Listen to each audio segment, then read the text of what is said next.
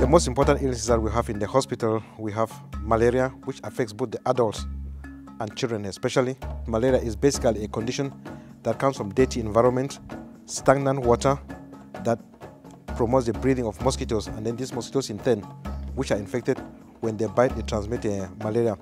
But apart from that, also sensitizing the people to the use of mosquito nets that prevent the mosquitoes biting them when they are sleeping at night.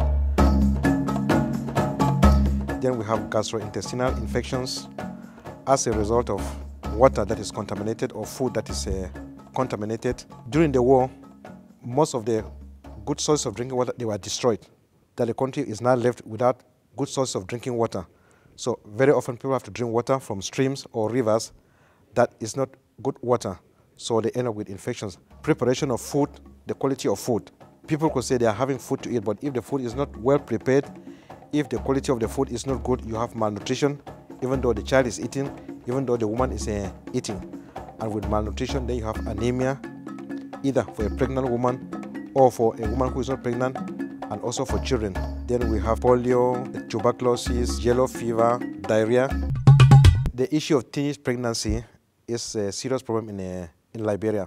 Statistics have shown that out of every 10 women who are pregnant, 7 or 8 of them are below the age of 20. If they are below the age of 20, it means physiologically and anatomically, the woman is not prepared to carry a pregnancy to term, either due to presentation of the child during delivery. The body of the woman is not well matured for normal delivery to take place. This could be one of the results for prolonged labor, and prolonged labor could lead to either to the death of the child, the death of the mother, the death of the child and the mother, or fistula which develops due to prolonged labor. Another consequence of it is anemia. There could be a lot of bleeding in the course of a delivery. The woman is anemic, the child could be anemic if they don't receive adequate treatment. They deliver at home, they deliver in the clinic, they deliver on the way to the hospital or to the clinic because they may be living far away from a hospital. By the time she goes into labor and they have to look for a means to transport her to the hospital, it happens on the way. So all these results are always very fatal, that infant mortality and maternal mortality during delivery. During the war, because of the violence, people were seeking refuge and protection. Very often, the women had to be protected by the men. And negotiations, either by force or because you're afraid, the woman had to give in to the demands of the man with a gun to sex.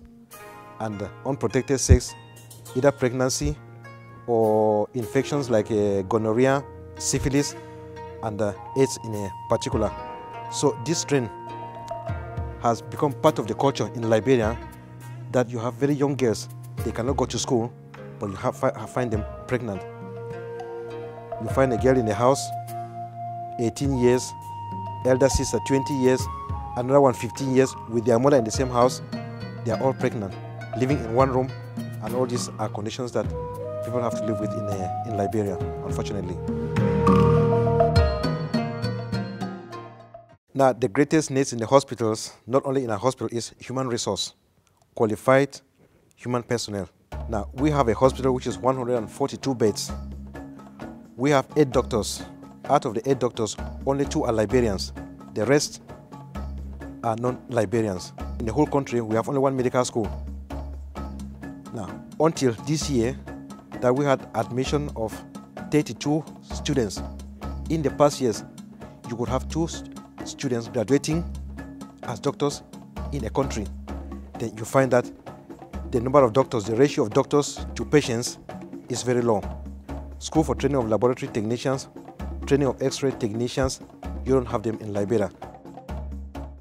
Unlike here in Europe, that there's healthcare system for everybody. It is a right for the government to provide health for a citizen. But in Africa, in Liberia, that is not the case. Only the rich, those who have the possibility, can access medical care, because when you go, you have to pay for your drugs, pay for the laboratory, pay for the X-ray. If you don't have money to pay, it means you cannot access the service. So those who cannot pay, they die at home, or the alternative is to go for traditional treatment.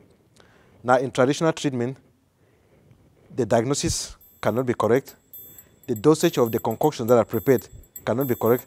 At times, instead of the drugs given to you to cure you, they make the condition worse because of intoxication, because of poisoning.